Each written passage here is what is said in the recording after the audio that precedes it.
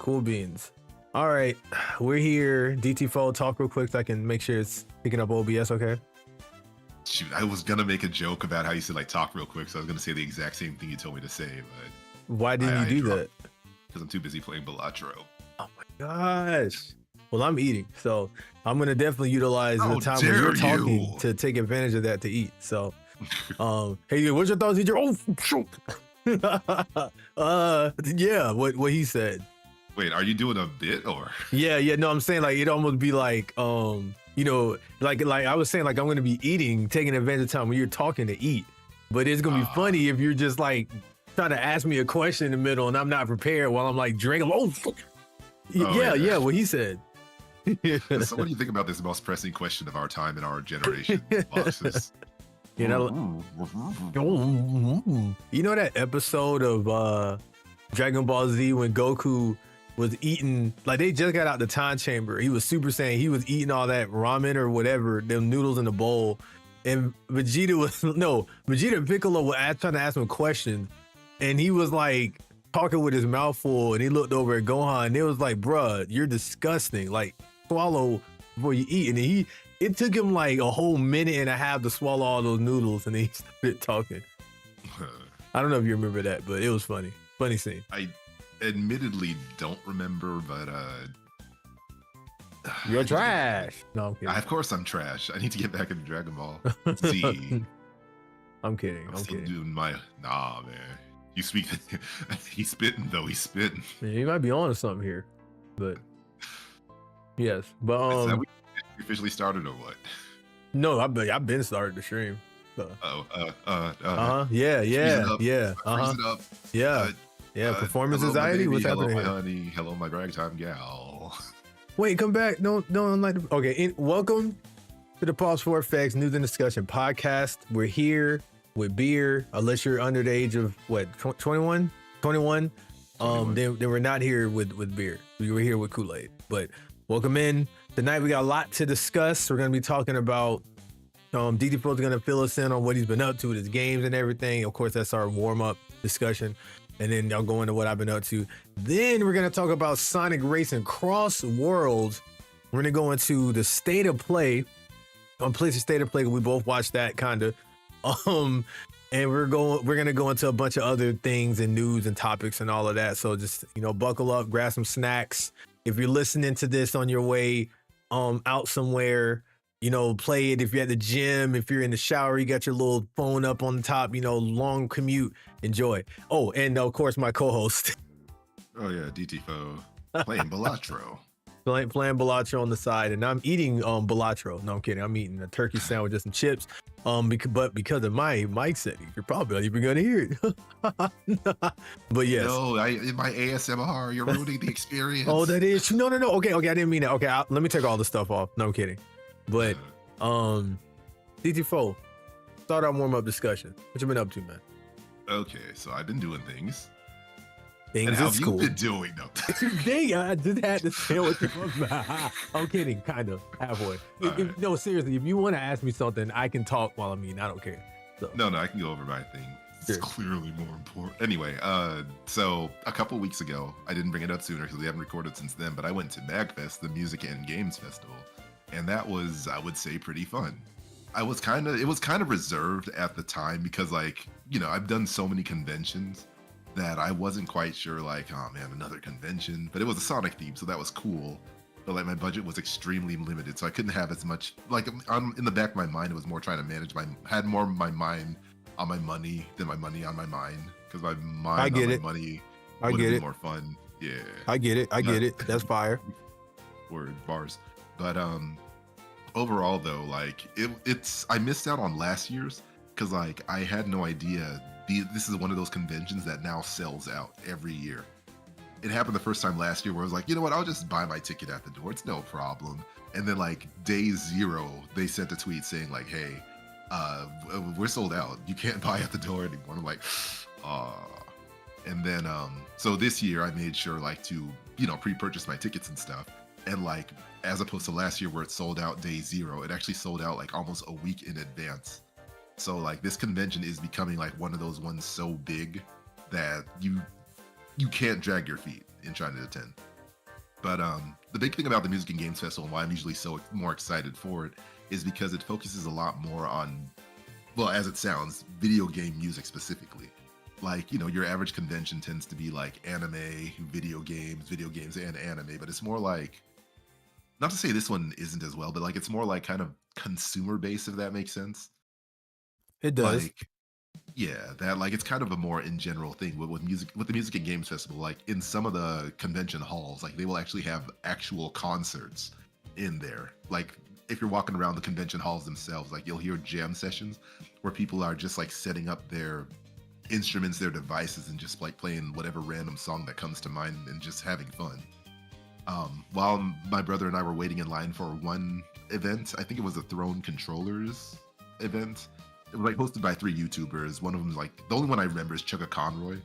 I don't remember who the other 2 are, unfortunately. But while we were waiting in line, like we were hearing someone in another room do like an idol music concert. And like if you were to peer inside that room, you would see those people like waving those LED sticks.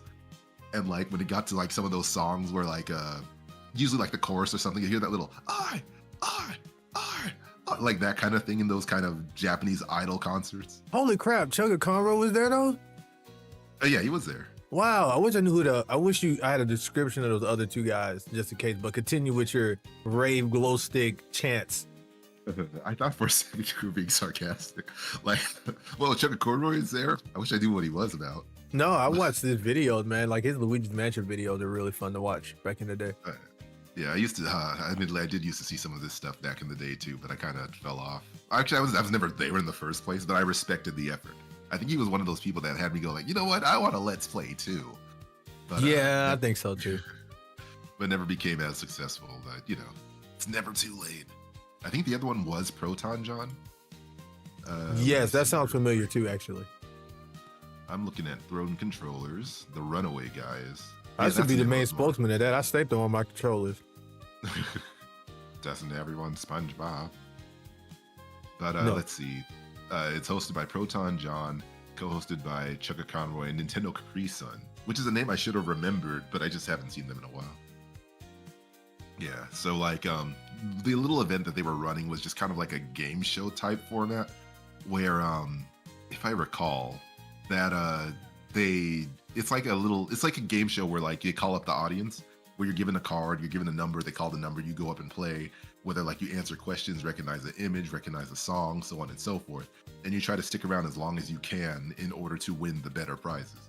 And the longer it goes on, the better the prize you can win. But if you lose and you're sent back to your seat, and like if you maintain a high score, again, you get the better prize. If you get sent home early, then like you don't get anything basically. Except I think they were giving away a sticker. But one thing I kind of took issue with, which like it was fun shenanigans, but apparently I think this was the event where like they somehow wound up keep calling up their mods and their editors and stuff. And like it was all randomly number generated and stuff. So like you couldn't really game the system except for the part where you can call up people to challenge. So like the mods were calling up other mods until eventually like all the mods were sitting at the table at the front with like the other guys. And it's like it's not rigged, but like it does kind of feel like a waste of time if you were hoping to be a random audience member to win a prize. That said, though, it was fun, so I can't be too upset with it. And I didn't expect to win anything or even take part. But it was just one of those kind of like things that just felt like, you know what, it kind of feels like a conflict of interest. I can see that. But, I see why you would say that. Yeah, but like, because like if I was running something like that, I would not have my friends, my close friends, or people that are associated with me be the ones to like come up, play, and win prizes. It would be random audience members who don't get that chance. Like CJ, you be saying your goddamn seat, while little Timmy from Arkansas. All right, but anyway. Man, screw little Timmy from Arkansas. I want my prizes. You know what? I agree. You just hear Timmy in the back and go like, "Oh man, jeez." Yeah, kid, sit there. But yeah, so away from that, my biggest focus for the event was the chance to play like the arcades that you just normally wouldn't see at your Dave and Buster's and even your arcade one-ups, depending on where in the country you are.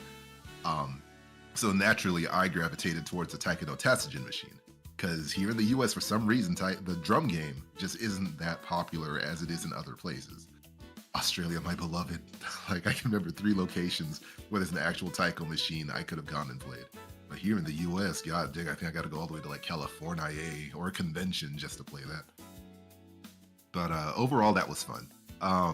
And naturally, like, what else?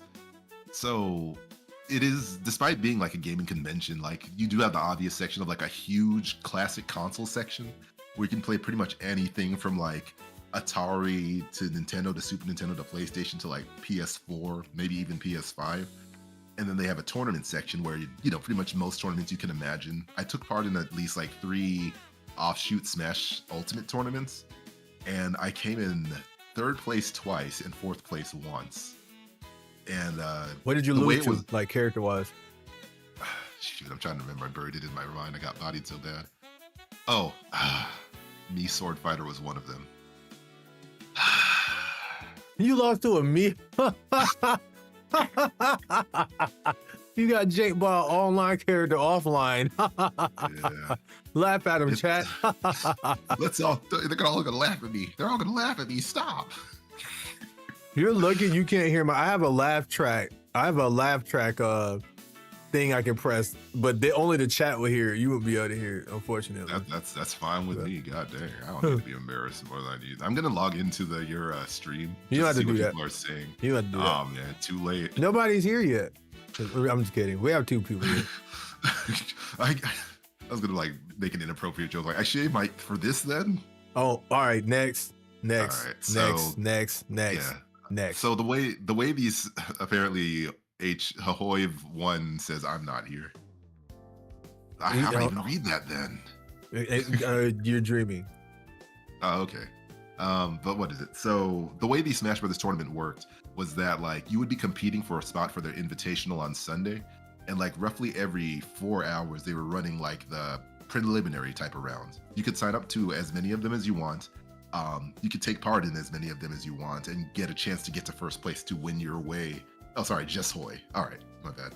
But you work your way to 1st place to get to the invitational on Sunday. 2nd and 3rd place and even 4th place just gets like mag bucks, which are like these.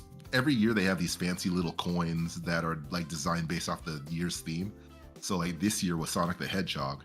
So I thought like they'd do like rings or something, but apparently it was more condiments for chili dogs, which it looked nice, but it wasn't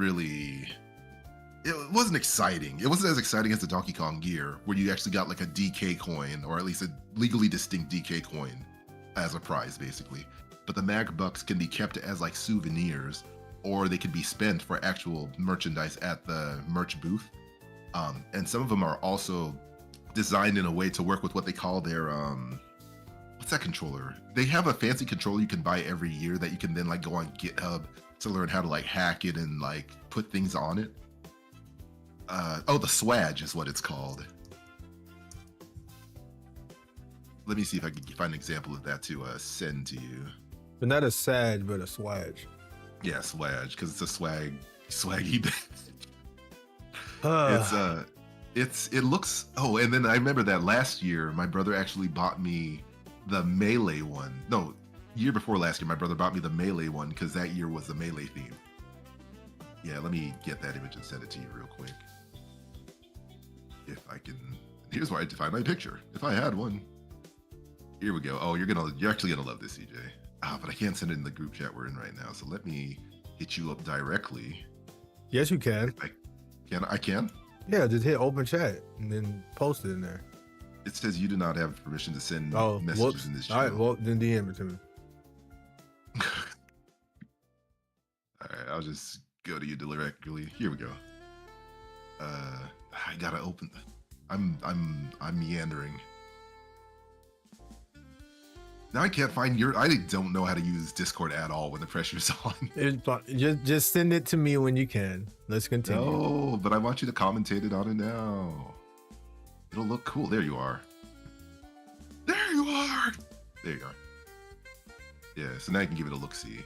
But basically, yeah, the swag is kind of like a fancy little controller type thing with a mini LED screen that you can like do things with, and it looks really cool. I highly recommend people look it up and see. It's fun, it's nice, it's cool. But what did I talk about? So I talked about tournaments. I took part in a Super Bomberman tournament And I got have it. finished eating. Woohoo! Sorry. Woohoo! Haha! I got eliminated in the first round, despite me thinking I was a pretty decent Bomberman player, but I haven't played that game in a while. Bomberman? Yeah, Bomberman. Which one? It's one of the Super ones, Super Nintendo. I think Super Bomberman. I think it really was just Super Bomberman 1. Gotcha. I'm trying to see if I can find another image of that. And like, what's funny is that the prizes for that tournament, like the top 4 prizes, was a copy of Super Bomberman. So I was like, oh, that would be a cool prize to win. But unfortunately, that didn't pan out for me. So it is what it is. So, you know, you got your regular convention things. You got the panels. You got music. You got the arcade. They had a lot of versions of Sonic the Fighter there, which is like cool because that's hard to find that arcade machine. I spent a surprising amount of time, even if it was just for an hour, I spent a surprising amount of time trying to play Street Fighter Third Strike on a fight stick. I was like, you know what? I want to learn the fight stick. I'm decent at Street Fighter. Let me give it a shot. And how did that go? It went badly in the beginning because the other person was really good with Dudley. And I was like, I like Ibuki. I don't know how to use Ibuki in Third Strike. On top of not being able to use a fight stick. Oh, and the machine was like the retro Japanese Sega machine where like they're back to back to each other, so you don't know who you're fighting on the other side. But it was a cool concept. So like what had happened was that after I got beat with Ibuki a couple times, I was like, you know what? I don't know the moveset in this game, but I do know my Shoryus and I do know my Fireball. So I went Ryu. Can't go wrong with those. Yeah, but like I felt like a total B because like it's like that's so basic, man. But I was winning. I wasn't being fancy with it, but like I won enough to make that Dudley quit. Hey man, as long as you win, that's all that matters. Just win. No, you gotta style. You gotta look cool in front of the cute girls. Or guys, if you're into that kind of stuff. Not you specifically, just speaking in general, being inclusive about it, but you know what I mean. Yes. But anyway, so like I got to play a little bit of Third Strike, and it's like, oh, fight sticks aren't that hard to learn. It just takes time to get used to. So be prepared for that new arc to come maybe later this year or into the new year. Ooh. Although I'm not ready to like spend $200 on a mediocre fight stick. Well, mine was $150. Wait, is it like is it a true fight stick or was it one of those little hoary mini fight sticks? No, it's a true fight stick. Yeah. Oh, okay. How much do you think? Oh, okay. Yeah. You can get a decent fight stick for like 150 or less. Like cheap fight sticks are like under 100, basically. Like I've had my first 2 fight stick. Like my first fight stick was like 160. No, my first one was 120. This one was 150, and both of those were like tournament level fight sticks. In fact, the one I have, pros were using at Evo for like Street Fighter and Tekken and shit. The exact one I have. Yeah, mine has an LED on it and shit. Like it lights up on the side, and all of that. You got all that shit on there. It's like it was only 150. That's fancy. Yeah. Because like the only real basis I had was like either thinking they were like roughly $300-$400. No. Or the basic Hori one I bought for my Switch for like $50 that I used for 2 hours and put away in my closet. Okay, yeah. See that price, yeah, you're gonna get some pretty shitty sticks. But I say like it is Hori though. Yeah, Hori's fine. I mean, I had a Hori. Like my first stick was a Hori, but it was a Hori Hayabusa. It was more expensive. Hori makes good fight sticks. That sounds, yeah. Like I think, yeah, if you go on their website and stuff, they show that kind of stuff. But I was just making the joke that like, oh, Hayabusa, that sounds fancy on its own.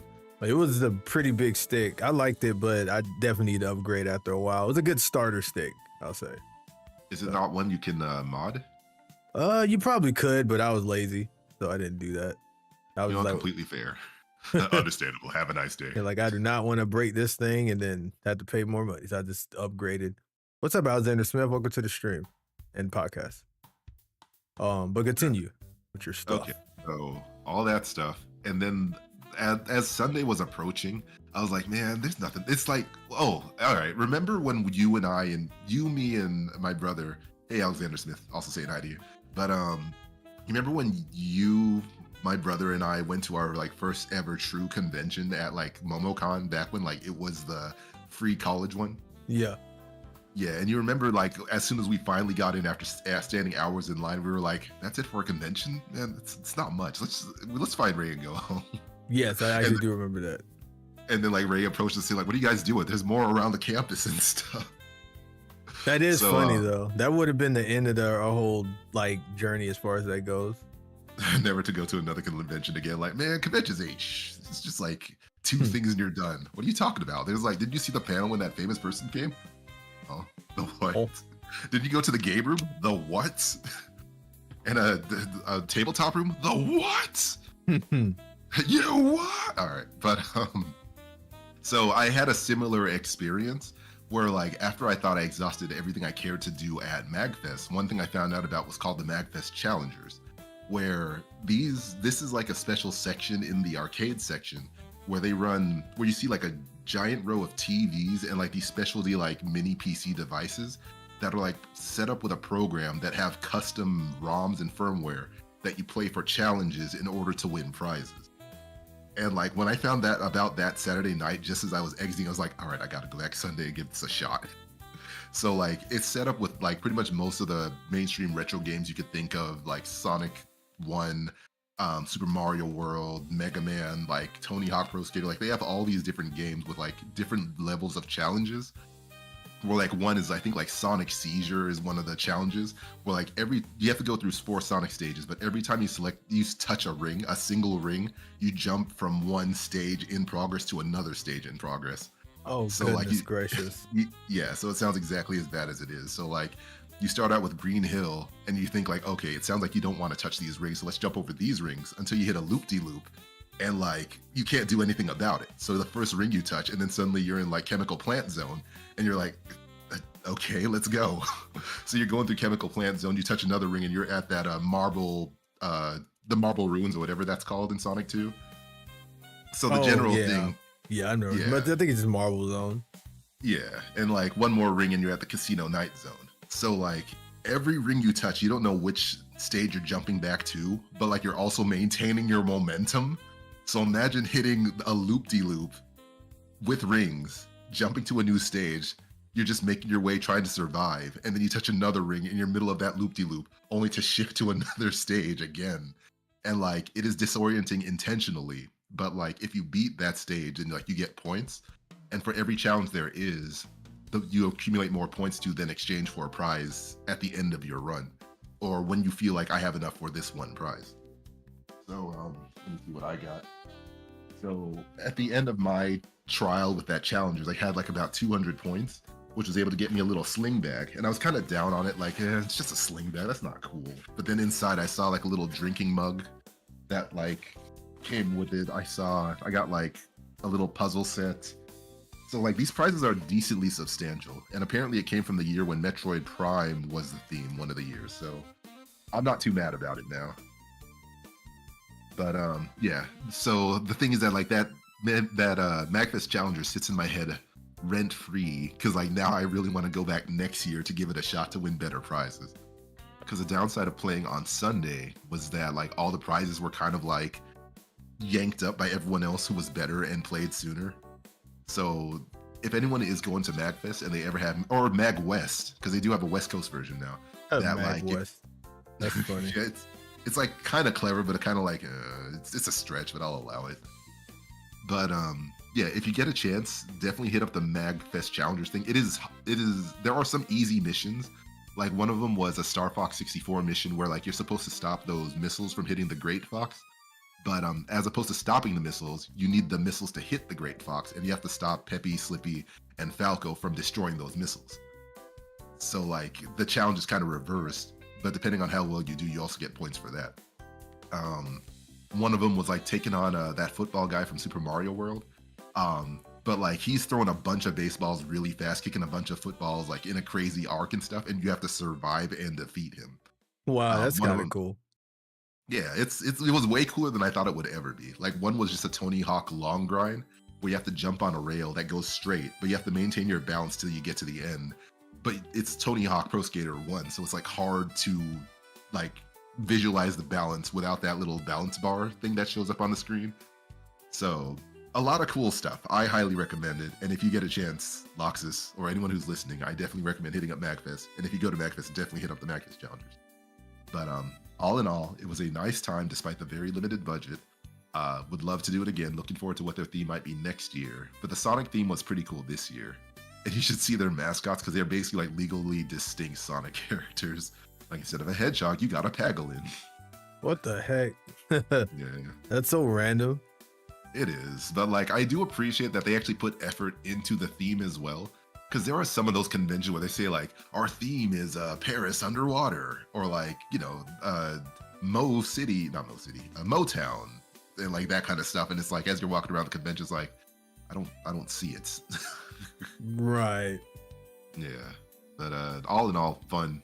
Recommend. Would do again. Cool. Yeah, MagFest sounds pretty badass. I'll definitely have to check that out. I've heard people talk about it before, but the fact that it's you know, like a convention that involves music and other things like that too, I think really interests me. And those kind of mini games you were playing interest me as well. It sounds really fun, especially if you go as like a group with friends and stuff. I think that'd be like really sick. That's also a funny point that you mentioned that, because there are some challenges that require like a level of dexterity. And like at one of the other booths or one of the other TVs, I saw a friend call up another friend saying like, hey, this one where you have to control Mario and Luigi with the D-pad and the control and the buttons, like you control the buttons, I'll control the D-pad. And like they cheated, but there's no one stopped. There's no rule against it. Dang. There's no rule saying a dog can't play basketball. No, there isn't technically. Yeah. Away from that, what else is on the docket? I know I took a lot of time. It's all G. You better run through it. I guess we can get on to the main topic for main topics, because those are gonna take a while too. Because I guess as far as me, only thing I can say for me is I restarted my Animal Crossing island from scratch. Did I tell you I did that yet? Yeah, you told me a couple weeks ago. How's that been going, honestly?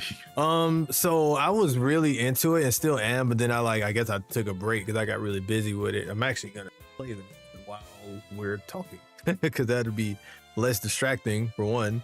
And two, it's been going pretty good. It's been interesting. I've been enjoying kind of like playing the game again because it's been so long, and it's going to be interesting seeing how it progresses now with the DLC. I've already been able to do things that the DLC's added kind of early on, so it's kind of cool seeing it all together and integrated. So okay. I think it's pretty neat. Also, they added Wario Land 4 to the Game Boy Advance thing. Oh yeah, Nintendo Online. That's cool. The inspirations for Anton Blast and Pizza Tower. Yes. And there's a game that shout out, I think it's Creator in the chat. It was Creator or RC. One of y'all was telling me about this game called Annalyn. It's a game inspired by Pac-Man, but it's like an adventure type game. That's on the Switch, and it's pretty cool. Like a platformer. Pretty neat. I think you should check it out. It's cheap too. It was like $5 or less to buy. How's it go? Annalyn, ANNALYN, I think, or something like that. That's too fancy. I'll be sure to check it out. Two more MagFest related things before I forget. One, I feel bad for not getting to talk to him, but it's also been a while since E3. But your friend who makes Breeze in the Clouds was demoing his game there. Oh, Serbillion. Shout out to Serbillion. Yeah, he's part of my group. He's part of Salt Gaming. Okay, well, yeah, like, I don't know how to, like, breach the conversation, but basically good for him that he was there. What do you mean about that? What do you mean? Oh, because, like, again, last time I actually talked to him was E3 2017. So, okay. Like, it's just that awkwardness of, like, I don't know how to, like, you know, bring, like, does he even Hey, man, how are you doing? Like, nice stand. How's your game stuff going? Loxus. Do you forget what I am? You're a fox. I was gonna say I mean, you're not wrong, but I was gonna say introverted. Oh yeah, I'm introverted too. And relatively anxious. I'm anxious too. Okay, but like, I'm anxiously awaiting for you to go up and.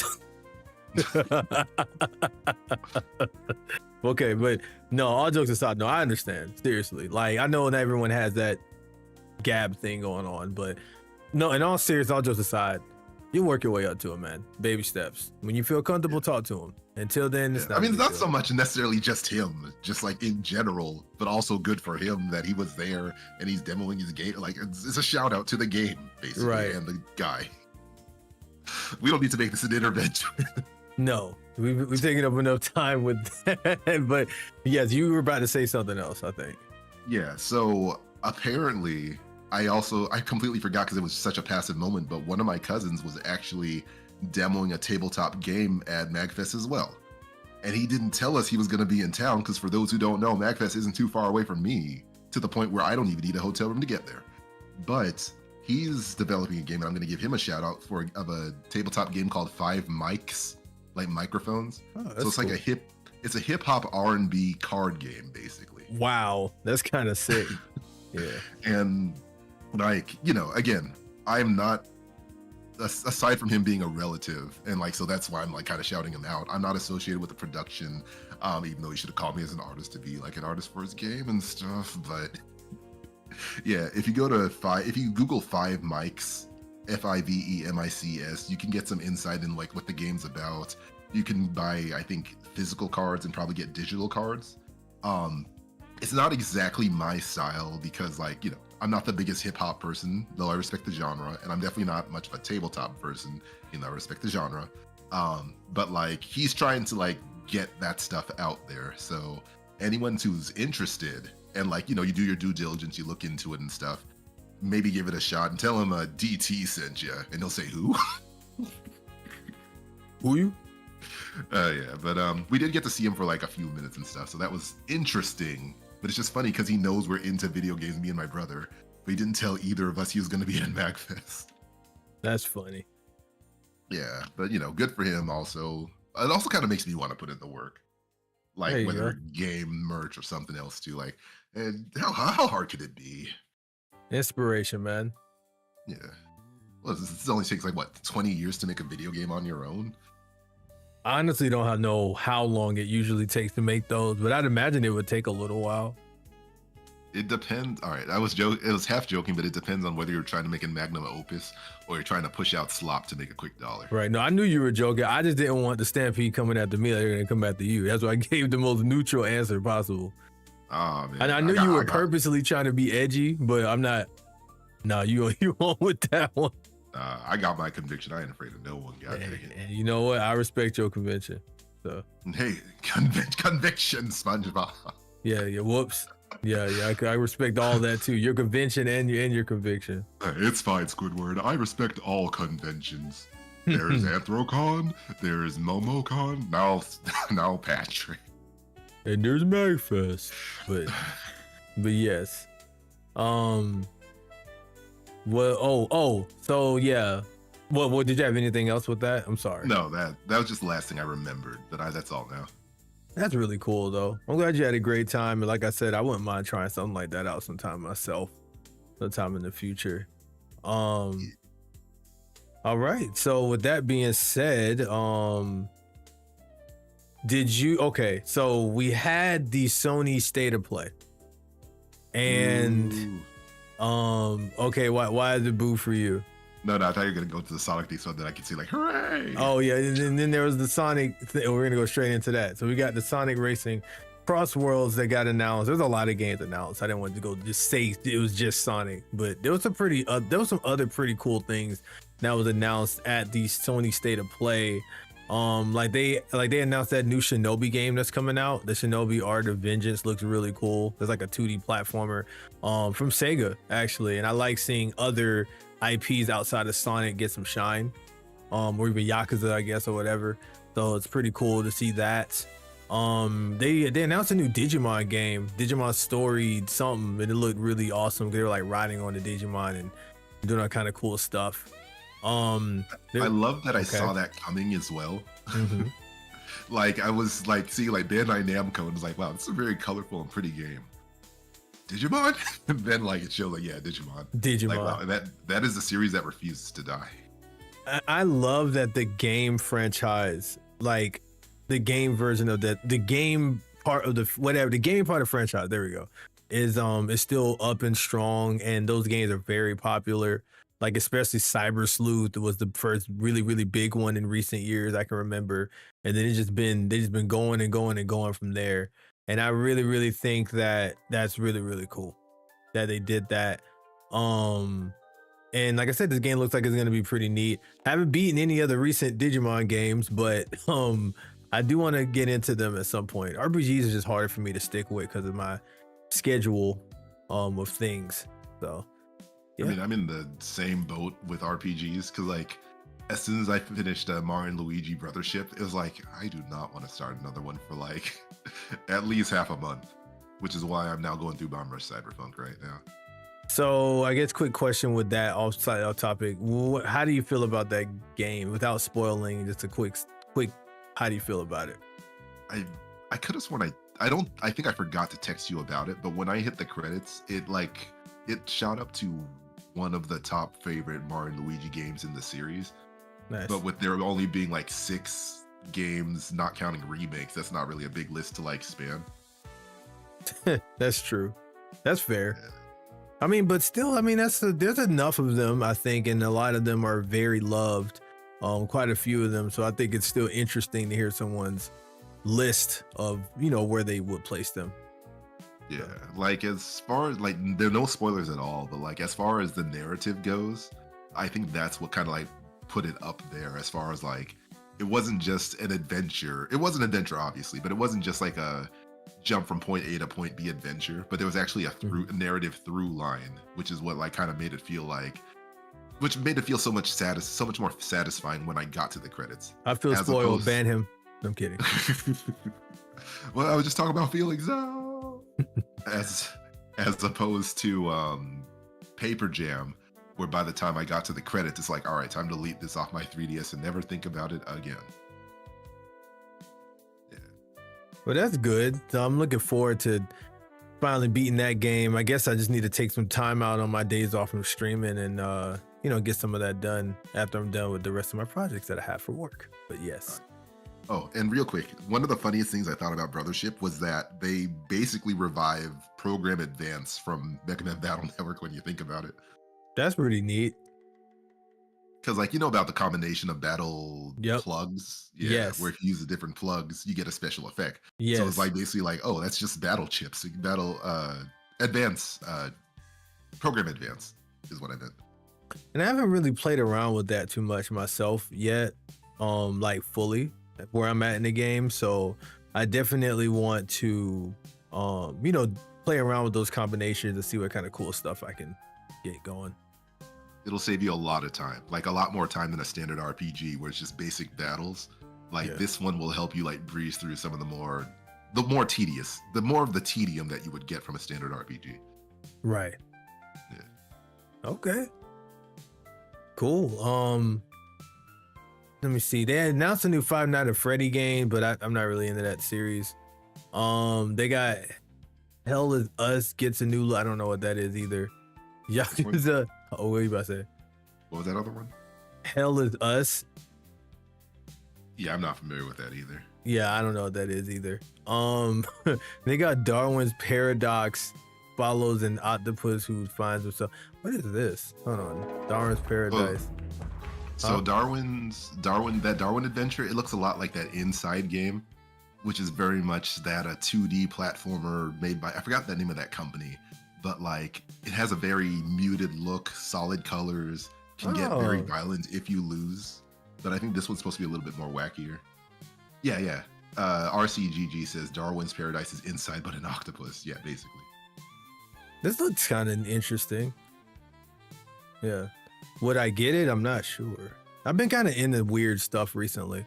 They got the next Pixel Junk series called Dreams of Another. So that's coming out this year. They got some like I dream of a better game. Wow. There's a super massive games directive coming. Now that's all right, Split Fiction. So I didn't get to play It Takes Two. I think this is the game people were talking about that they were looking forward to. If people like This Takes Two and stuff. I didn't have anyone to play It Takes Two with when it was out. No, I'm kidding. I'm joking. I got to play it a little bit. with somebody. But anyways, that game was interesting. So I guess this game is supposed to be like an even deeper look into a, like, hey, grab a couch buddy or a girlfriend or wife or whatever, boyfriend or whatever you have, and get together and pile up and play a game. And it looks interesting. It looks like it's gonna be one of those super deep, possibly psychological games. So we're gonna see what's happening with that game next. We got Monster Hunter Wild, that I've been hearing a lot of different things about so far. I'm feeling still mixed, but that's because I'm still riding the high of Monster Hunter Rise. Okay. And it's moveset options that Worlds just doesn't have. Like my Wire Bugs, my beloved. Wire Bugs, my beloved. Wait, hold on. They put Johnny Test in the trailer of Dara's Paradox. Talking about this Final Fantasy looking game? That can't be. Hold on. Like, oh no, it's the octopus. It's the octopus. I'm sorry, it's the octopus. Sorry, it was showing like a bunch of stuff at one time.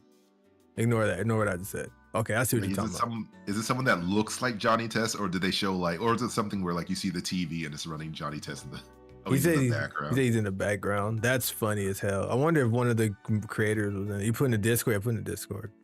Oh, didn't see that one coming.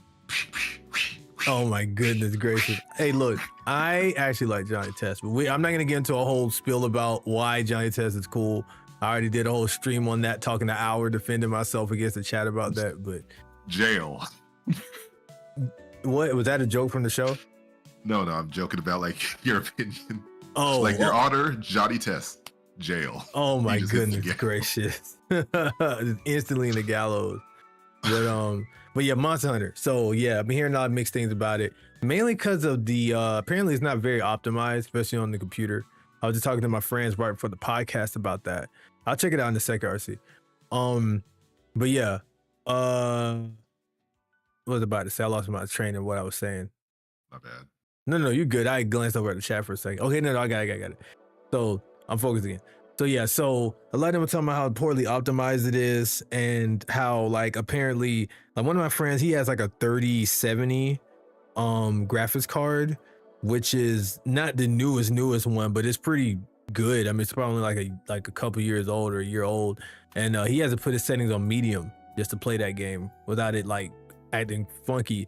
And I have a 2070 Super, but it's still a 2070. So my graphics card is like 4 to 5 years old at this point. So I'm probably barely gonna be able to run that thing at medium. So people have been having issues with that in the beta. Apparently they said they were gonna address those issues, but we're not gonna see those changes in the beta. So and apparently there's certain mechanical things, like they said the game's a little too not new friendly. They added a lot of quality of life things that kind of takes away from some of the challenge of the game that Rise actually didn't do. People actually say Rise was more like, Monster Hunter games that they liked. So, but yeah, so we have all that. Then we have, so yeah, I'm kind of looking forward to Wilds only because I really like, I love Monster Hunter, and I like, I love open world games, and multiplayer games. I did really like Monster Hunter, but I did get kind of bored after a while with Rise, but I don't think it was the game's fault. It's just, I'm not really one to stick with something in the long term like that, honestly. So by the time I got to a point where I was cool with it, I just kind of went on to the next thing. Might do the same thing this time, but I really did like Rise though, for what it was worth. And if people in the chat gets it, and I can play people on stream and some of my friends, it'd be really cool. But you got any more thoughts on Wild? I'm not in the biggest rush to get it right now. And again, the movement options are like it's probably one of my top complaints, only because like I love being able to bounce back when you get hit when you use a wire bug to bounce back into battle. I love being able to ninja around the place. Like it just felt faster and smoother. With no disrespect to what this game has become. But what's the other thing I was gonna say? My other issue is that it feels too much like Worlds, which was very cinematic, when I more prefer the arcadey aspect of Monster Hunter, where it's like, hey, pick your mission, get out there and hunt the monster. Now it just kind of feels like I like the idea of the open world thing, but it almost feels a little bit too. It feels too, for lack of a better word, just cinematic is the best way I can put it. It's like you find the monster, the camera has to zoom out away from you in order to like focus on the monster for you for a few minutes. And then like, yeah, the graphics concern is becoming a concern because, okay, yeah, that is definitely, that looks like Johnny Test with a fade. It does like Johnny Test with a fade, but I think they were doing a thing or whatever. Wow. Yeah, you're not wrong. Oh god, I am legitimately wondering because the game concept does seem like something. Oh, by the way, he's talking. He went back. He's talking about the octopus game again. By the way, in case anybody was wondering. But yeah, yes, like the more I think about it, like he kind of looks like the game kind of does look like something Scott Fellows would have made. Yeah, when I think about it more. That's pretty cool. That looks like Johnny Test. Like I thought you were just like, oh, he kind of looks. No, that looks like him. Nice post. Yeah, we didn't even like notice that at all. Like I did not see that in that trailer. So, and like I said, I'm not like this big time Johnny Test fanboy or something, but I do enjoy the series a lot. So. No. I remember you telling me in confidence when you told me not to tell anyone, like Johnny Test is your favorite show ever. Now that is absolute cap. I don't know what you were smoking on, but I need you to slide that under the table so I can. I'm kidding, but. You were like, if I had a Watch Mojo top 10 cartoons of all time video, you Lox is saying this to me, DT Faux, on December 9th, 2017. I remember you telling. I've never stepped foot into a Watch Mojo. I've been seeing that everywhere, but I never used it. So. The top 10 anime betrayals. DT Faux lying about Lox's favorite cartoon. Like, how could you fiend? Like, but yes. What was I about to say though? But yeah, so we have that. What else do we have on here? Boom, boom, boom. Lost Soul. Oh, Lost Soul looked pretty cool. I think this was a game I thought was some Final Fantasy game or something, but that looked pretty interesting. I wouldn't mind trying that game out. Metal Eden. I don't know what that is. And of course, I already talked about Ninja Game, WWE. If I was into WWE, like if I was into wrestling games, this game would be pretty damn awesome because the wrestling hub looks really sick with like all the references and like customizations and stuff you can do. I like stuff like that in games, but like I said, not really. I'm not into wrestling anymore like I used to be when I was younger. So, Liza P. Oh, what you about to say? I was gonna say that's a phase I think I might have missed then. Yeah, it was very short lived. It was I was into wrestling from like 9th grade to like 11th grade. Like I was into it basically like pretty much through the beginning part of high school. I was watching it like every day, not every day, every Monday and Tuesday. And I was like into the Royal Rumbles and all that. I had a favorite wrestler, Shawn Michaels and John Cena before John Cena became like a meme. He was still popular during that time, but he was kind of like rising up sort of.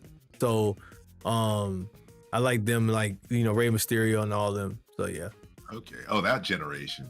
Yeah. Yeah. I miss Shawn Michaels. Shawn Michaels. I used to like doing the sweet chin music. I used to like charging that kick up. And then me and my cousins used to try to wrestle each other after that. And I think when I stopped was when I tried the sweet chin music kick him and he slapped me down and almost broke my shoulder. I think that's when I was like, yeah, you know what? I think I'm gonna leave wrestling alone. That's par for the course. Like, oh, this is real. Never mind. Yeah. And then when you hear from our Lord and Savior Vegeta, wrestling's fake. And then he got booed for it. I remember that. Oh my gosh. But yes. So yeah, we get to the main draw from that entire event was actually the Sonic game. Oh yeah, it was Power World, Liza Power World, Liza P, of course, the Pinocchio game. No, I'm kidding. But wait, Stellar Blade has the crossover DLC coming out. That's pretty cool. Yeah, but, with Warrior Nike.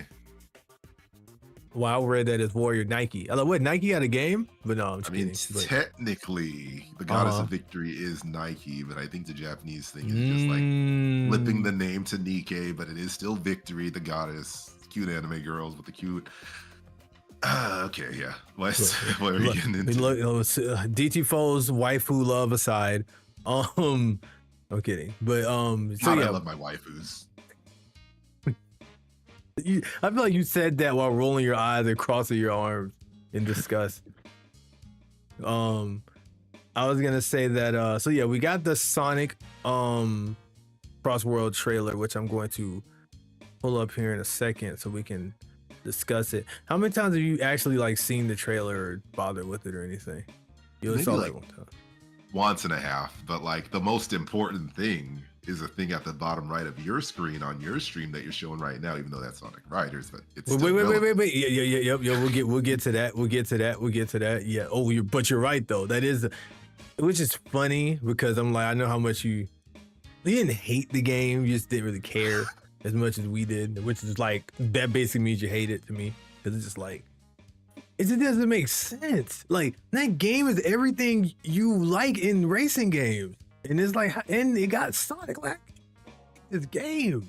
But once you explained the game it for me is a Bomberman fantasy race. Like if Sonic was running, Sonic R is more my game than Sonic Riders, as much as I respect Riders. I can understand that, but you loved F-Zero, as far as I remember, right? Did you love F-Zero or you just kind of liked it? My brother was more the F-Zero person, but like, again, I respect the series. Okay, I thought you were some big F-Zero fan, but apparently I was wrong about that. But, and you like doing tricks and stuff, right? On games, don't you like doing flips and stuff? I do. I think I ran into the same issue a lot of people ran into with Sonic Riders, which is that like, I don't think I ever truly got a full lock on the mechanics. And like some of it was esoteric at the time. What? Yeah. I just learned a new word. What word is that? Esoteric. What does that mean? Let me Google it because I can remember my goodness. Because the thing is that when I say some of these words, it's like I know what it means in my mind, but I don't want to get it wrong with defining. ESOTERIC. You're lying, exit. You're lying, exit. Sage is in this game and she's using a Guardian as a convertible. Are you trolling or are you dead serious? My brother was saying like Sage is canon after he saw this trailer. So what? Well, she's gonna be somewhere. Wasn't she always canon though? Technically, but one game does not. One game is not enough to like necessarily say, "Oh, this person is a mainstay." And is she really a mainstay? Because they're crossing worlds, so it's kind of like, you know, she could have just been locked into that one world, but they're just crossing into it. Yeah. Also, where's Chip? Exactly.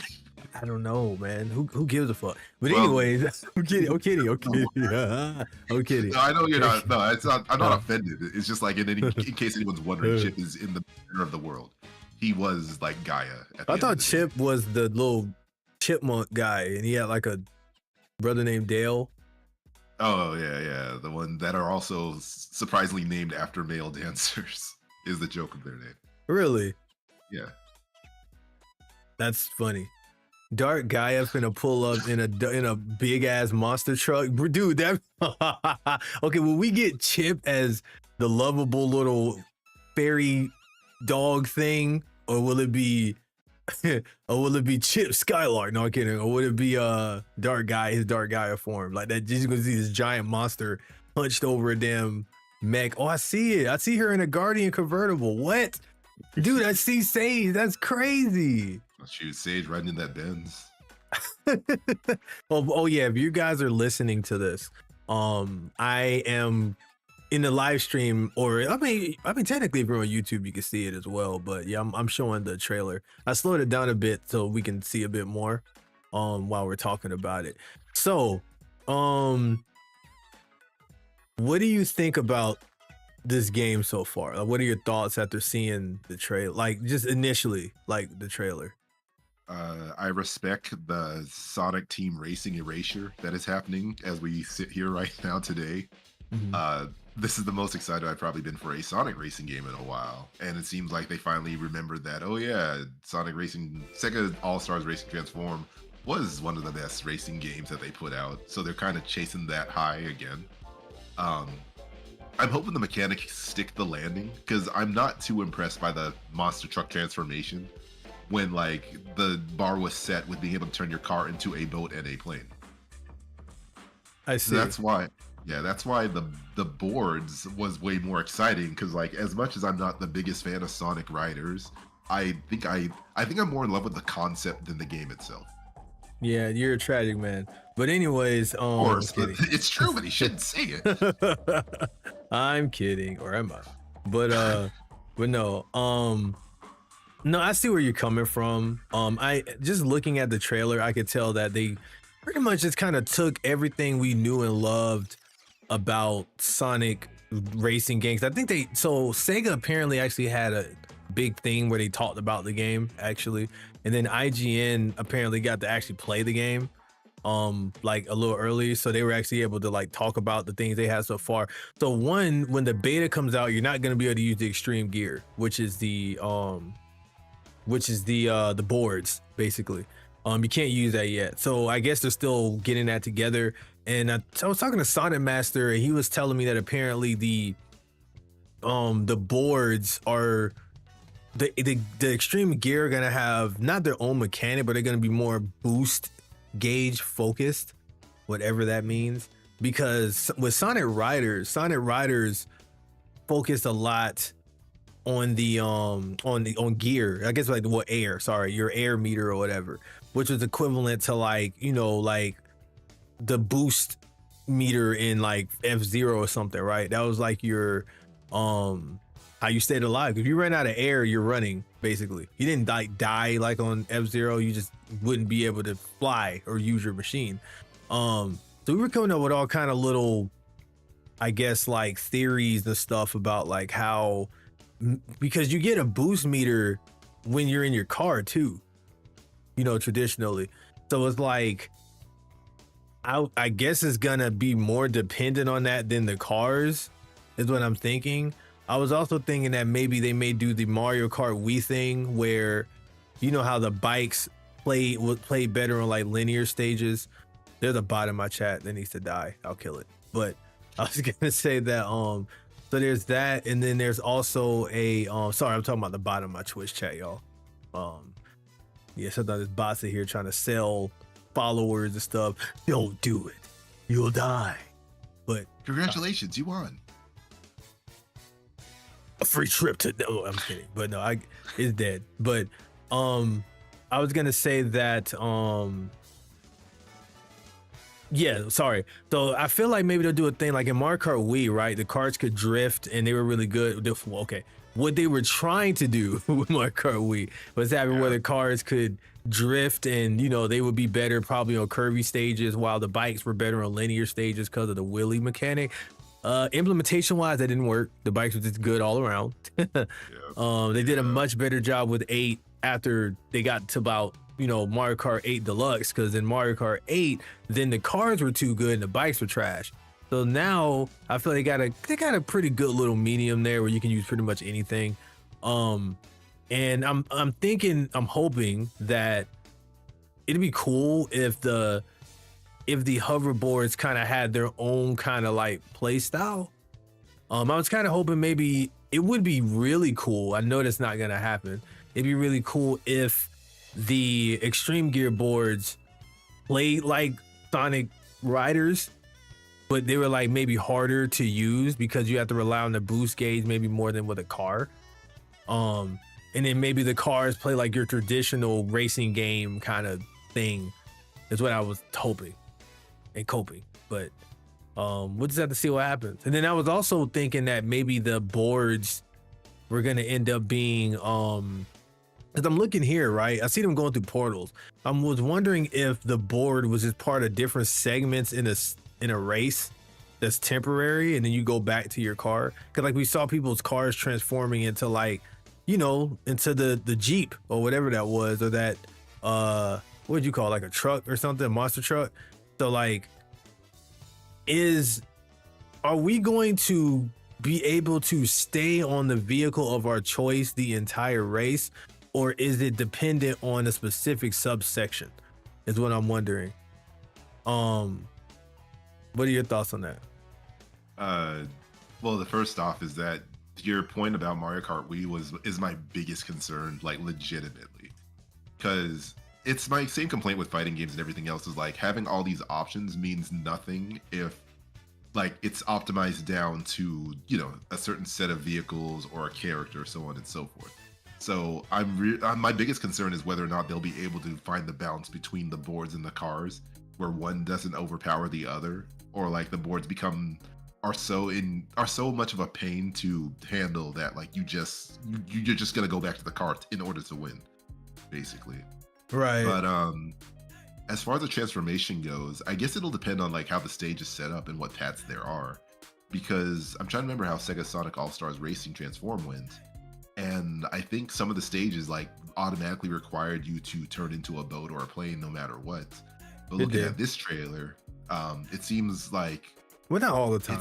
Sometimes it did, and other times it was like it would be easier to get around something if you turned into a plane.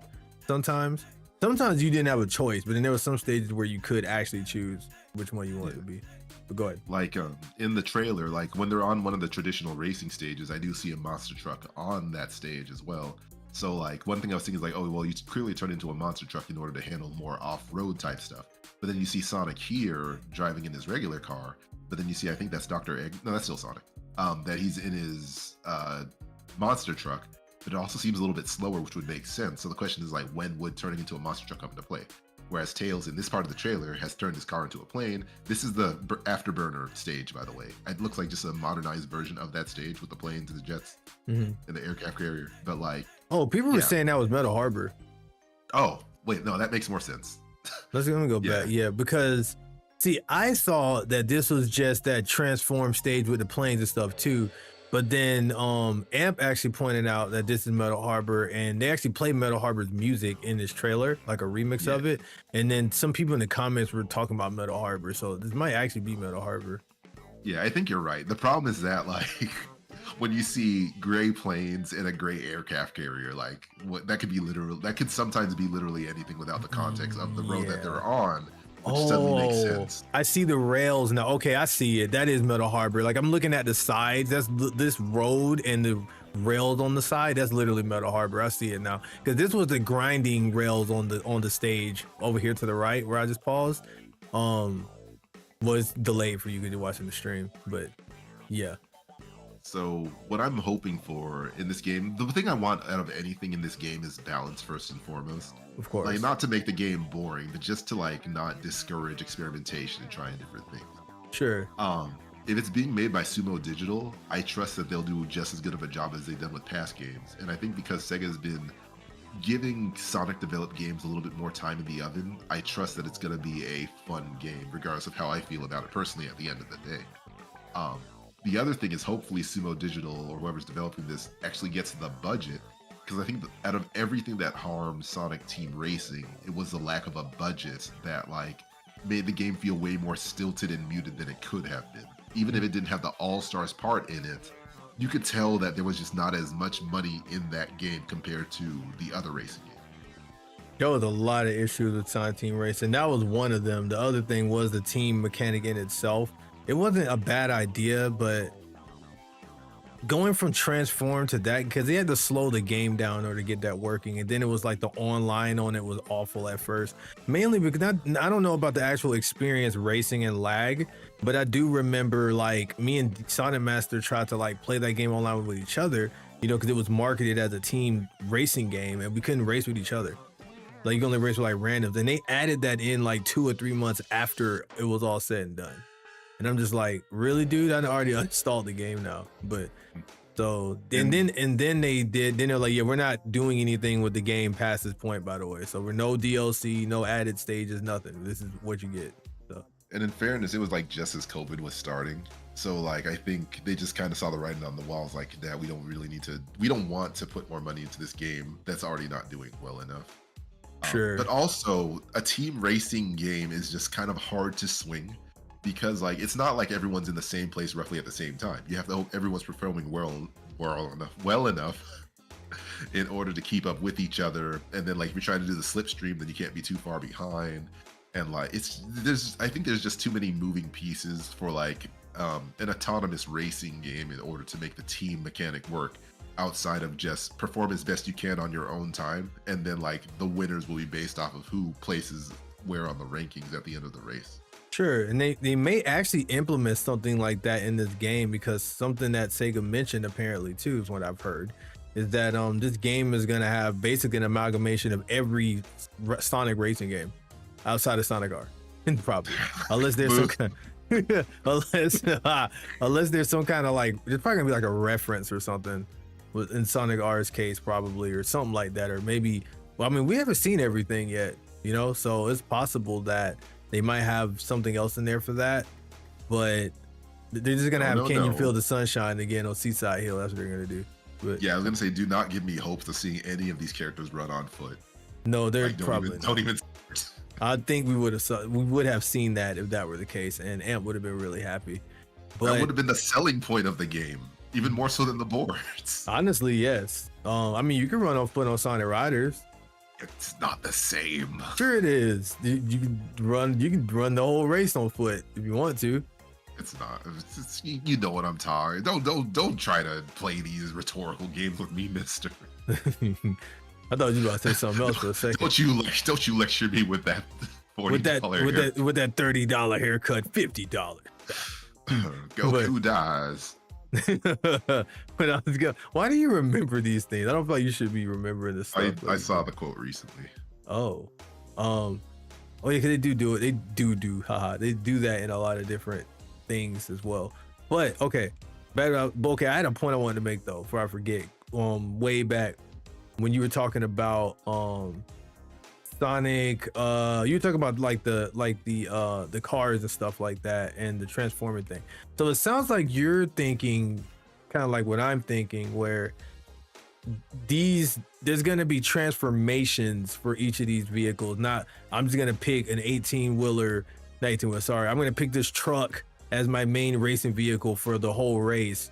It's gonna be dependent on what's happening, I guess. Because Sonic Master also said that in the Sega thing. I'm shouting him out because if he's wrong, I'm not getting hit for that. I'm kidding. But well, am I? But anyways, or am I? But yeah, I was gonna say that he was saying that Sega mentioned that there's gonna be like 40 something plus customizations in the game. So I don't really know what that means. I don't know what that means. Like, okay, you can select. Maybe you can select multiple vehicles for a race. You can switch whenever you want to, depending on what's happening. But I'm looking at this first segment on this first stage they're on, and I don't see anyone in like an 18-wheeler right now. Yeah, it's unless it was just a big wheel. I think it happened like closer to when they get to the first stage transformation or the first stage portal. Yeah, because I saw it like actually transform, and I also saw before they ride up to it, there's like a picture or an icon of a vehicle.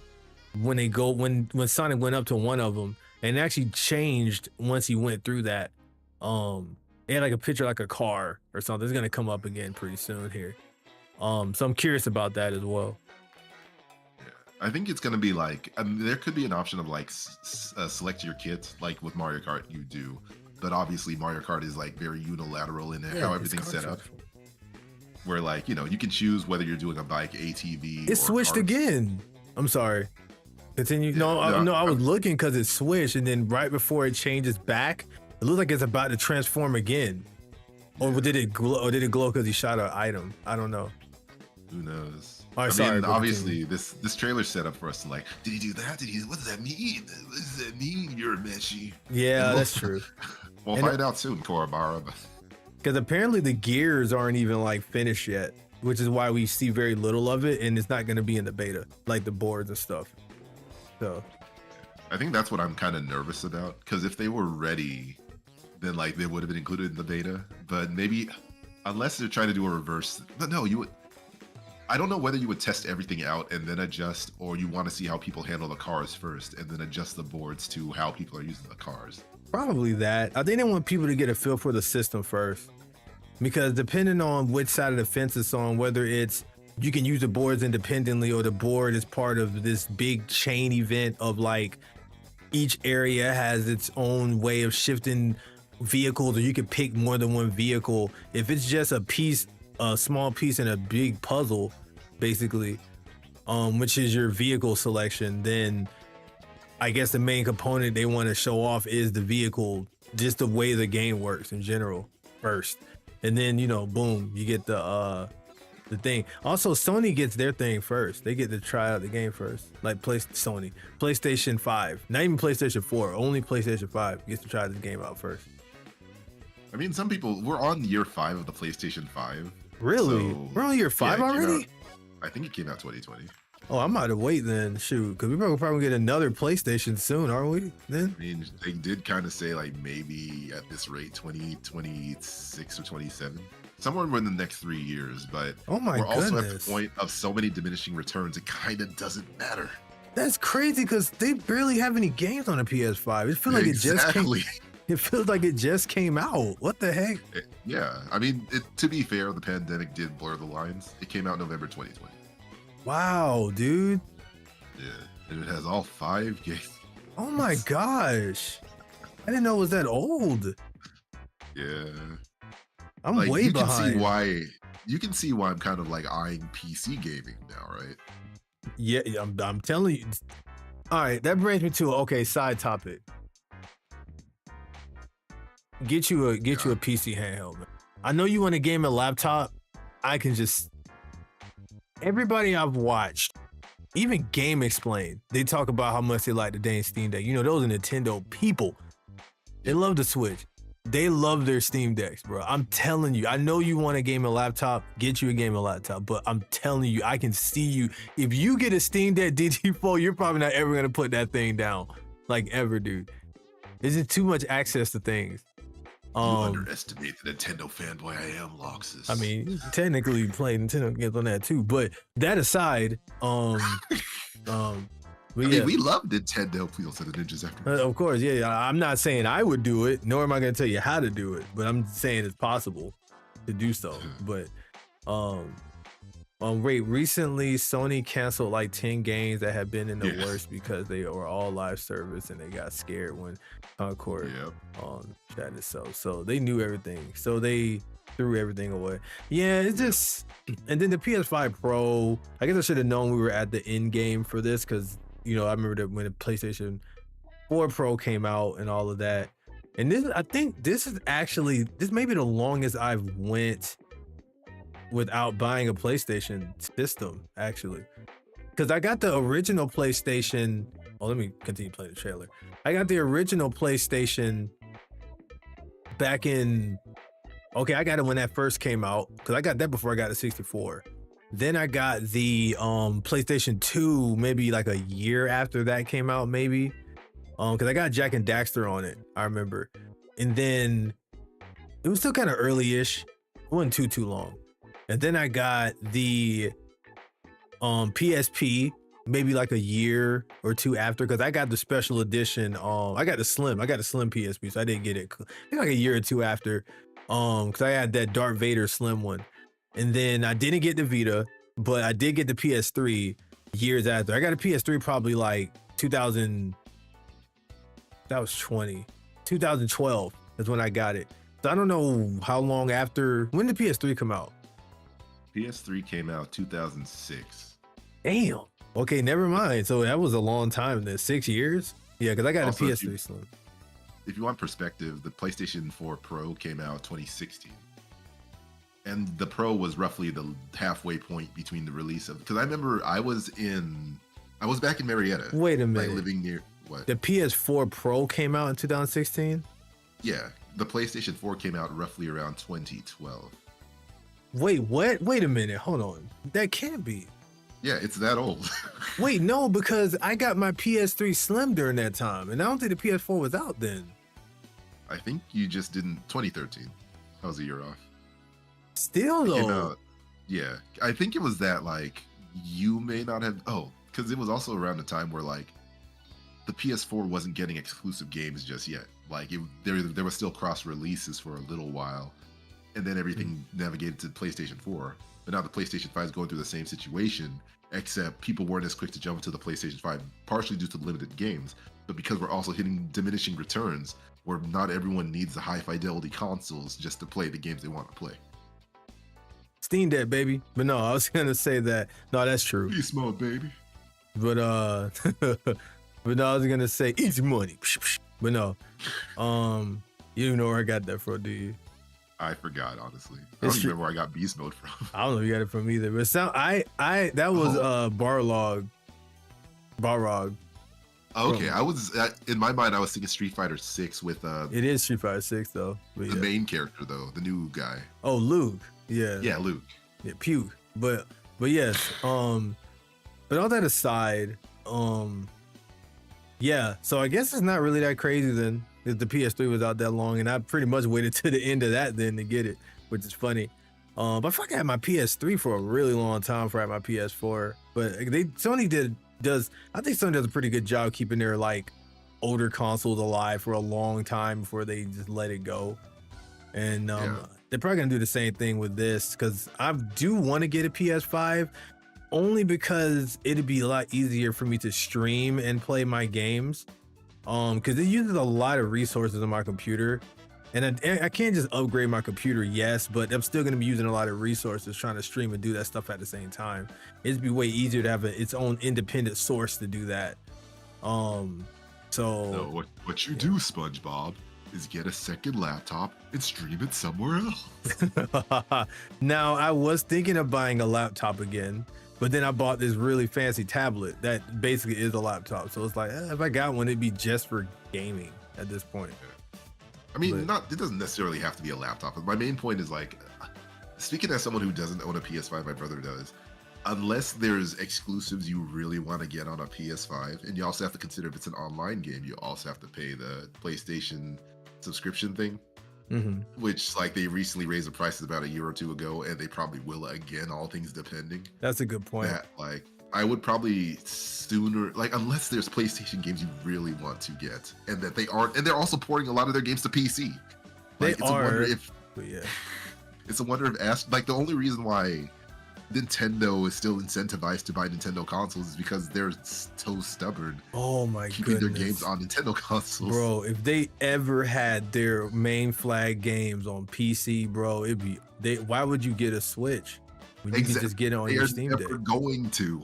Bro, it'd be over with. You could get Pokemon and Sonic and all that, not Sonic, and Mario and all that on your dang, on a Steam Deck or your PC, bro. Why would you ever touch a Nintendo console again?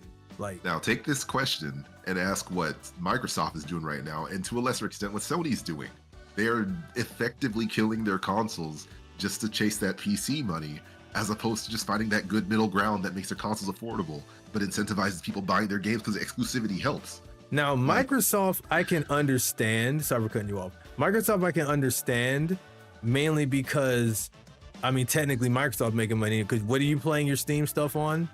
A PC. On PC. What is your what operating system are you more than likely playing it on? Windows. So, but that's kind of the point. Is like, why isn't Microsoft investing in like an Xbox PC? Like, why are they don't need to. They're floundering. Well, how are they floundering? Because how many like Xbox games are even releasing? Like, there's no incentive to buy. Like, I still regret. At this point, I'm kind of regretting spending half my money with my brother to get an Xbox Series X, because I barely use it. Is that the new one? Yeah, it's the latest one. Oh, you have one of those? Yeah, it was at the time when I think like the PS5. Wait, no, they were roughly the same price. No, the Xbox Series X came out before the PS5. You have a refrigerator in your room. Yeah, it's a mini refrigerator. It's actually not in my room that often, and I even offered like my brother to buy it off of me. That's how little I play. He has not taken me up on that. Wow. But like, yeah, wow. I mean, because my rant now is that like, compared to even Sony, it feels like Microsoft is kind of throwing in the towel. Like, did you hear about their latest marketing campaign for the Xbox? No. Apparently anything can be an Xbox. Wait, huh? What does that mean? Your smart TV can be an Xbox, your tablet can be that kind of marketing. I mean, that's smart though to me. No, it's not, because in the background, that's basically them admitting that they're like they're not actively supporting the console area anymore. Sure. Like but then that also means it's just a rough thing, because like they also could be making all these games, but instead they just keep acquiring all these companies and then not making the games, or making bad games, or not great games. Okay, now that part I can understand, but like, I don't know. I guess like, I don't know. I feel like they should have did this cloud thing. Just put all their games on everything, because like, you're Microsoft. Like, you got one of the most elastic fucking OSs ever. It's on everything. Just put your games on stuff. It's funny because like a lot of tech professionals don't seem to care for Windows 11 right now. No, they don't. They don't. But just what are most casual people gonna get? Windows. They're not gonna get a Timmy 85 and his mother that don't know how to find a dang window key, even on their damn computer right now, is not gonna get a Linux laptop. They're not gonna, or a Linux based computer. They're gonna get a basic ass Windows HP computer or something, or a damn something like that. That's what they're gonna do. So yeah, that's my thoughts on that.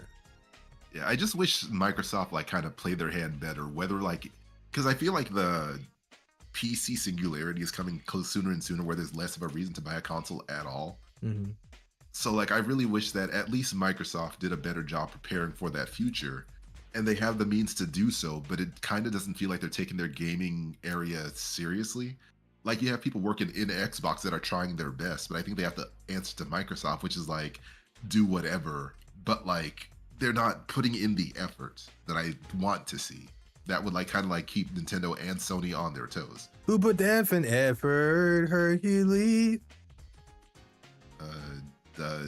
Zero to hero, except Microsoft stay in zero. Oh, goodness gracious. Let me read the chat real quick. That was a good segue. I want to buy a Series X because I never got to play Xbox 360 games, and there's a lot. That incentive makes sense to me. That's kind of why I wanted to get a PS5, because if I can get my PS4 games back that I downloaded and play them in higher fidelity on a PS5, and have some of the PS5 games that I do want to play, like Spooderman and all that other stuff on there, that would be on neat. PC. Those are on PC, but it'd be nice to have them on an independent console. But that aside, you can play stuff like all the other library of Sony games, but you can technically play on PC through emulation. But you can play all those games again, like all the Ape Escapes and all that other bullshit that they won't make new series of. So that was why I was going to get a PS5. Clearly, I have not gotten one, so I haven't gotten to that point yet. And I was thinking of getting an Xbox Series X at one point, because I remember my 360 days, but I'm also aware we're not in those times anymore. So we're not in that arcadey Xbox days anymore. So Tails' car looks cool. It does look cool, actually. Welcome to the podcast menu. Wait, if they call him Tails in reference to the plural tail he has, is it Tails' car or Tails' car with the It would be apostrophe after the S. Yes, I was gonna say that. It'd be apostrophe after the S. They wouldn't, because that's how you do names with plural things, if I remember correctly. Similar to the grilled salted lemon, huh? Do companies even sell laptops with a stock version of Linux?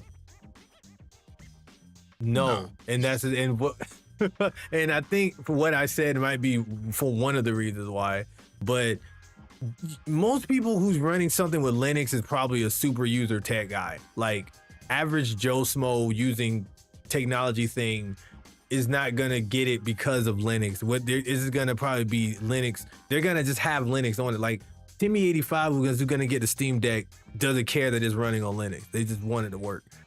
So, but yeah, all that aside, also, Steam probably idiot proofs that Linux OS in the first place anyway.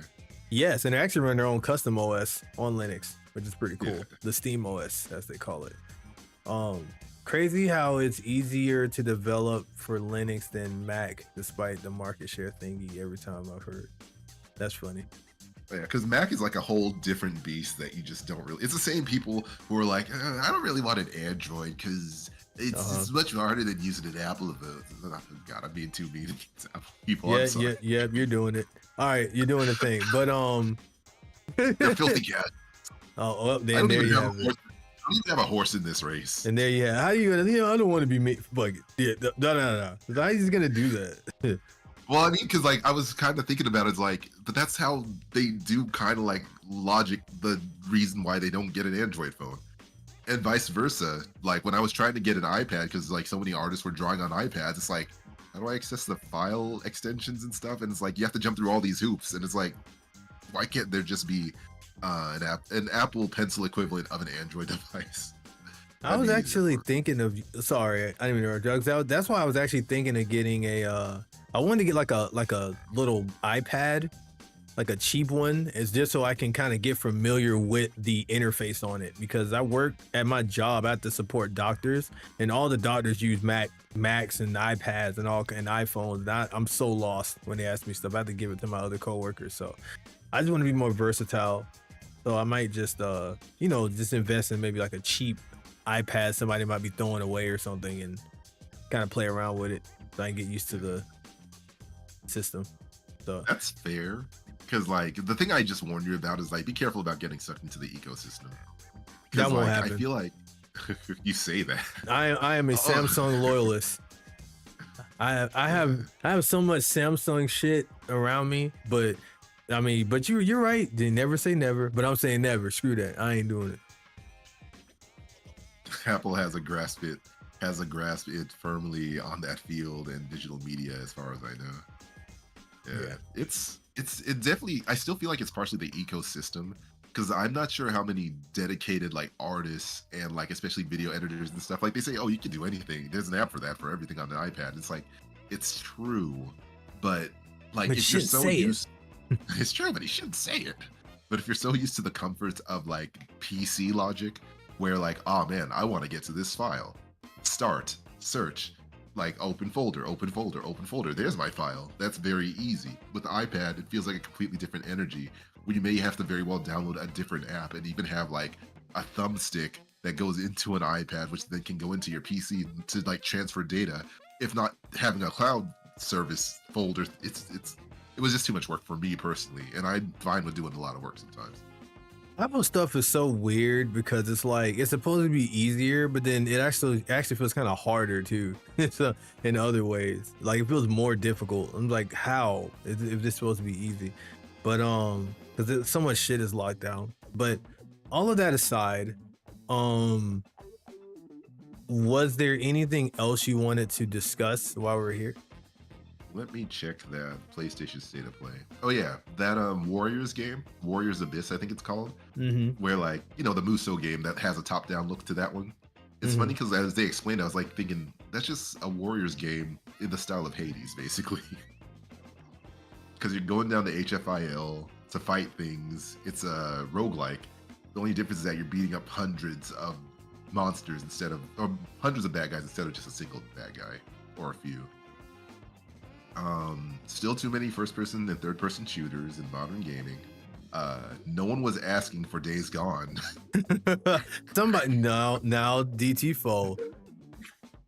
Yes, another zombie post-apocalyptic game. How exciting! And then Sony's goddamn obsession with remaking games that came out one console ago. Oh my! I can't stop them now, guys. I tried. And another thing. I'm listening. That's pretty much all. Yeah, it's there's some nice stuff. That one action fighting game, not action fight, character action game that like I don't know its name, but it did kind of feel like we were just a few degrees away from Gravity Rush, basically. I forgot what it's called though. I don't know what you're talking about either. Yeah. I'm just gonna say you're capping. No, I'm kidding. Yeah, I probably am. But it's I always feel weird about the state of gaming. Because sometimes when I watch like especially the Xbox and Sony stuff, but I think I'm trying to like check my own biases, which I like a lot more colorful, sometimes cartoony, a lot more whimsical. Like I'm literally playing through Bomb Rush Cyberpunk, which is like, hard, bright, vibrant, that kind of stuff. And I guess sometimes personally I get tired of like the orchestral music and like the high fidelity games that like try to be more cinematic than just a video game. I can actually understand that. Yeah. Even though you're a cartoon weirdo, but I'm kidding. It's true, but you shouldn't. If I had a nickel for every time I was indirectly insulted, but they weren't right, I'd have 2 nickels, which isn't a lot, but. Wait, I feel like you made some kind of bit thing about nickels one time in here. I think that's a thing recently. It's a meme from Phineas. It's a meme that was centered around Phineas and Ferb, where like Doofenshmirtz, I think, was basically saying if I had a nickel for every time someone predicted my demise, I'd have 2 nickels, which isn't a lot, but it's weird that it happened twice. Oh yeah. That I like. Phineas and Ferb has like Fairly Odd Parents energy, and I like it because of that. Yeah, it's a very evergreen series that's apparently supposed to be coming back, but I haven't heard news on I don't think it's a remake. I think it's a continuation. but still takes place within the summer.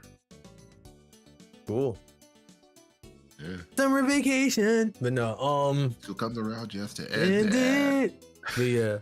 My graduation and just end it. No, I'm not doing that no more. Cause dude, I was watching Sonic. Y'all know y'all got my stream demolished. Watching Sonic Underground with you guys a couple days ago. Twitch chat. I was watching Sonic Underground, requested by the chat, and YouTube actually gave me a dang strike for it. Damn near. Well, a potential strike for it. Wow. Wait, like a strike or a copyright claim? It was a strike.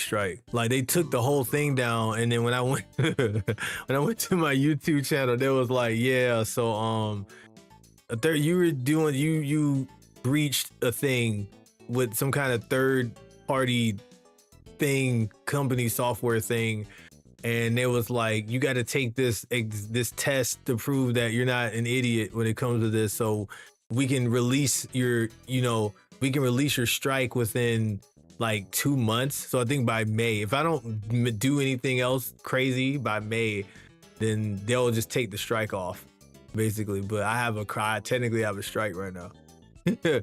Not to get too high on this platform, but the audacity of them making you jump through all these hoops while they, basically feed our videos basically, and like data into AI to then sell back to us. And then on top of that, I mean, I could have disputed it because it was, and that's why I know, like, we watch videos in here and you guys are like, oh, Lost, why do you always pause and talk during the things later plays? Like, that's why, because it turns into transformative content when you do that, and or commentary which does not breach the contract, which I could have fought for the strike, but I'm just gonna lay low and not do nothing dumb and just let them release it. I don't feel like doing all that disputing stuff. That's too much work. So we're just gonna let it rot like that. So, or just go back to like early YouTube days and break up episodes into like different parts. Naruto Shippuden episode. Oh, is that how people was getting away with that? No, it was also before like they got more strict on copyright. Okay. Yeah. That makes sense. It was more when the company started saying, hey, these are kind of like the company started like adding pressure to copyright claims, and then Google was like, oh, we don't want to get sued by these companies, so we'll create like this copyright claim system. But the problem is that like it punishes the users more than it does anyone else. Now get this though, Twitch chat. All jokes aside, it's all G. I'm just gonna not stream it on YouTube and just stream it on Twitch. So, we will continue watching. Congratulations, we got a new TOS on Twitch.tv. People, man, that might ruin Twitch because people rewatch so much stuff on Twitch and they get so many views because of that shit. Like people be rewatching. There would be a riot if they put all their focus on that shit. And not on dang, I don't have that on this thing. Exit. No doubt. There, I did it for you. He did do it actually. Wow. He has to. I'll give you the channel points he redeemed in. Oh, wow. He said thank you. Like, no, now you gotta do the pose too now. All right, just imagine I'm doing the pose because I don't have a camera on me. Oh my god, I'm turning on for you. No, I'm kidding. I'm the coolest. I'm the coolest. Playtime is over. Disappear. Let's get moving. Wait, when did he say that? I think that was Sonic 06. I was about to say, what? Or Shadow the Hedgehog. I'd say a whole nother game. Like, I should redeem Toad. No, don't do that to him. Don't do that to him. That's above my pay grade. Yeah, don't do that to him. He has made that sound before when we were playing 64. So he's capable of doing it. I just wouldn't. Oh, yeah. Oh, that one, yeah, but not in this household right now. That's even more reason to do it. 06 Mach speed sections. All right, next topic. I actually got this pretty cool Donkey Kong mouse pad. So I got a mouse pad that's literally the DKC1 box art. Hold on, I'm gonna send it to you. I'll show the chat. I played Donkey Kong Country Returns HD on stream, and that was a hoot. I beat that game. So now we're moving on to Tropical Freeze. What are you about to say? I don't think I had anything to really say about that. But it's good I thought you said something. I was thinking in my mind, is it the Switch version? It is. All right, how's that been going for you? Because I've heard kind of mixed feelings about that port. So I think because I didn't play the original like that, like I had it on Wii, but that was like a decade ago, and I didn't. Basically, I didn't have enough familiarity with the game to feel like anything was breached. Most of the people that's upset with that game are people that played the original. So I had fun with it. I thought it was a great time. I'll go back and play it again on my Switch. And I played again on my Switch because of the convenience. Now we have almost every Donkey Kong game on the Switch right now. We have all the country games at least on there. This ain't got 64, but yeah. For now. But anyways, you just have me the one to say it. But yes, well, it's true, but I shouldn't say it. Yeah, there you go. And there you're understanding now. No, you got to play Diddy Kong Racer first. They don't even have that on the Switch thing, do they? No, but yeah, and I'd play it though. I'm just not playing against Super J. I know you out there lurking. That man be grinding on that game. I'm like, why would I play against you? You play that shit to this day. Are you serious? But anyways, all that aside, was there anything else you want to talk about? Not really anything that needs to be pressed today. Save it for another podcast, if anything. I already talked about Mario and Luigi. There's not really much I could really say about Bomber Cyberpunk at the moment that like would need up more time. So I think I'm good for now. All right. Well, wait, no, have fun dodging Nintendo ninjas. You wrong for that. I'm just gonna wait till they come out. But at any rate, you guys, I guess I'm gonna close up shop too because I'm kind of tired from work, so I'm just gonna relax the rest of the night. So this is y'all stream for today, yay! But no worries, you guys. I will be back again tomorrow with the live stream, with the normal live stream. DT4 approached me yesterday with doing the podcast. I was like, oh, we can do that. That's cool. So hopefully you guys enjoyed this thing we did.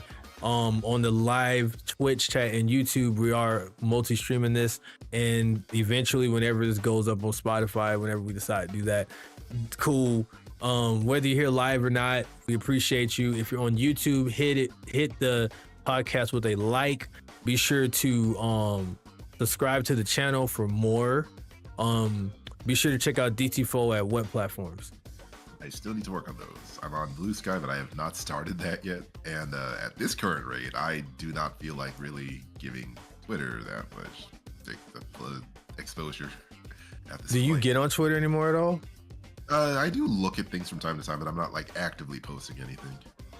Oh, okay. I have a Blue Sky. I have it installed. I just haven't made an account. I might do that tonight. I might go ahead and start the process. I know that some content creators are starting to kind of like promote their Blue Skies. So yeah. I might go ahead and do that early before, the ship leaves.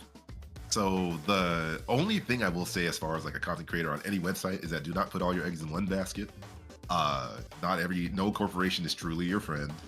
And I'm speaking from experience as far as like I used to be on DeviantArt, post on other art sites, saw Twitter go through its thing, saw that's Tumblr not true. Snapchat is my best friend. Snapchat met my mother. Man, all my family members, how dare you insinuate that? I'm kidding. I ain't been on Snapchat in like 5 years. There's dozens of us using this. Dozens. And there you but continue. Yeah, that like just basically like, definitely utilize the websites, but don't put all your eggs in one basket because before you know it's like these websites will be like super popular, get bought out, then like, just ran into the ground. There's always going to be an exodus. So sometimes it also can help to like, whether you just build up your own little website or platform or something where people can also find you outside of these websites, basically. Can you access Blue Sky through the web or do you have to use a phone? You can use a website. Okay. I literally heard your mouse activate. That's funny. It sounds, it's funny how the website is like spelled out online because it's like bsky.app/profile/username.bsky.social. So it's like a mouthful. I'm just going to type in Blue Sky on Google and see where it takes me. Hopefully it doesn't show me the color and it's a picture of a blue sky. So bluesky.com, Google. This is how it looks, idiot. Moron. But yes, hopefully you guys enjoyed the podcast. I'll be back tomorrow at the usual time. Here's my stream schedule. And then, of course, you guys can catch me at _TV on YouTube, Club Loxus underscore TV, Club Loxus, okay, sorry, Club Loxus on YouTube, Club underscore Loxus. You just type in Club Loxus on Twitch and you'll find me. And you can follow me on Twitter, but I don't post on Twitter either. I haven't posted on Twitter in like a year, damn near. So, I'm pretty much gonna have to put my Blue Sky stuff up there at this rate, if the rate is going. But like you said, we'll see what happens. But guys, thank you so much for tuning in. Definitely appreciate you, and I will see you guys. Wait, subscribe to help Loxus recover from getting a strike from watching Sonic Underground. Yeah, be sure to subscribe to my channel because that'll fix that. Snapchat is the stork that delivered me to my parents, and that's how. Yes. Also get ready for the Lox's sister channel, Club Oxes, for all your good, wholesome bovine fun. All right, y'all. Thanks for tuning. Okay, one more thing before I go, because this is funny. There's something wrong with me, bro. There's something like actually wrong with me. I spent 30 minutes this morning laughing at a clip of Chris Pratt talking about him stomping on Koopas because I haven't watched it in a while. And someone said the way he said Koopas sounded like a slur, and it did. He was like, yeah, I played Mario back in the day. I remember stomping Koopas and did like I'm like, why are you saying it like that? And then like even with Jack Black, he was like, and then Jack Black is gonna be in it doing this. I'm like, what? I never noticed this when I first saw it. Why is he doing this? Because somebody edited the clip of when he says Koopas, and somebody had a picture like holding a sign up for him to say it, like stomping, and it had somebody with a sign saying Koopa, stomping Koopas. Yeah, it really did feel like that time, like, one of those actors that didn't remember the source material. So they were like just digging for, what's that relatable word? Koopas, yeah. And then people called him out because technically, because he played the one in the arcade, which is the original Mario, didn't have Koopas, and people were like roasting him for it. But anyways, guys, thanks for tuning in. My throat hurts. I'm about to go soothe it with some tea, and I'm about to take a shower and chill out the rest of the night. So y'all have a great rest of your night, and I'll see you guys next stream. Peace. Koopas.